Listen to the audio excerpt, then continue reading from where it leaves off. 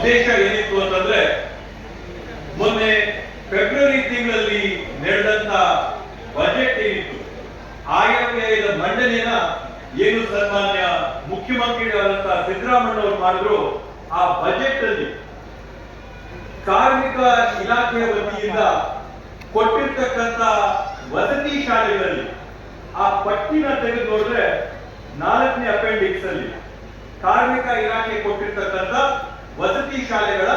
ಪಟ್ಟಿ ಪೂರ್ತಿ ಅದರಲ್ಲಿದೆ. ಆ ಪಟ್ಟಿಯಲ್ಲಿ 1ನೇ ನಂಬರ್ ಯಾವ ತಾಲೂಕಿದೆ ಅಂತಂದ್ರೆ ಸಚಿವರು ಅವ್ರ ತಾಲೂಕು ಕೊಡಕ್ ಮೊದಲು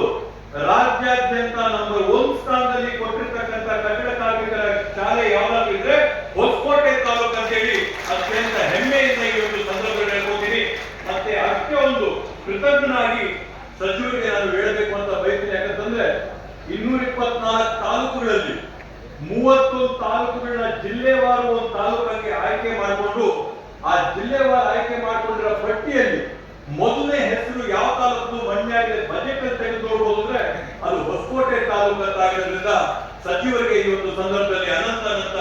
ಧನ್ಯವಾದಗಳನ್ನ ನಾನು ಕೋರಕ್ಕೆ ಬಯಸ್ತೇನೆ. ಬಂಧುಗಳೇ, ಇವತ್ತು ನಾವು ನೋಡಿದಾಗಿಂದ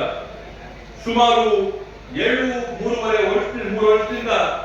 ಸಂತೋಷ್ ಅಣ್ಣವರೇನು ಸಚಿವರಾದರು, ಅವ್ರು ಸಚಿವರಾದಾಗಿಂದಲೂ ಕೂಡ ಯಾವ್ಯಾವ ರೀತಿಯಾದಂತಹ ಕಾರ್ಯಕ್ರಮಗಳನ್ನ ಯೋಜನೆಗಳನ್ನ ಇವತ್ತು ಕಾರ್ಮಿಕ ಇಲಾಖೆಗೆ ಅವರು ಕೊಟ್ಟಿದ್ದಾರೆ ಅಂತಂದ್ರೆ ವಿಶೇಷವಾಗಿ ನಮ್ಮ ಭಾಗದಲ್ಲಿ ಇತ್ತೀಚಿನ ದಿನಮಾನಗಳಲ್ಲಿ ನಾವು ನೋಡ್ತಾ ಇದ್ವಿ,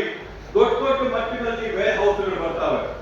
ವೇರ್ ಹೌಸ್ಗಳು ಬಂದು ಆ ವೇರ್ ಹೌಸ್ಗಳಲ್ಲಿ ದುಡಿಯಂತ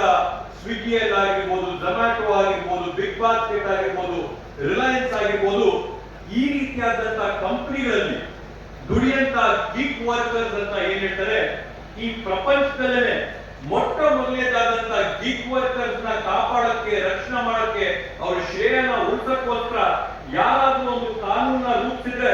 ಭಾರತ ಅಲ್ಲ ವಿಶ್ವದಲ್ಲೇ ಮೊಟ್ಟ ಮೊದಲನೇ ಕಾರ್ಮಿಕ ಇಲಾಖೆ ಕಾಂಗ್ರೆಸ್ ಸರ್ಕಾರದ ಸಂತೋಷ್ ಲಾಡ್ ಸಚಿವ ಸ್ಥಾನದ ಕಾರ್ಮಿಕ ಇಲಾಖೆ ಆ ಗಿಗ್ ವರ್ಕರ್ಸ್ ನ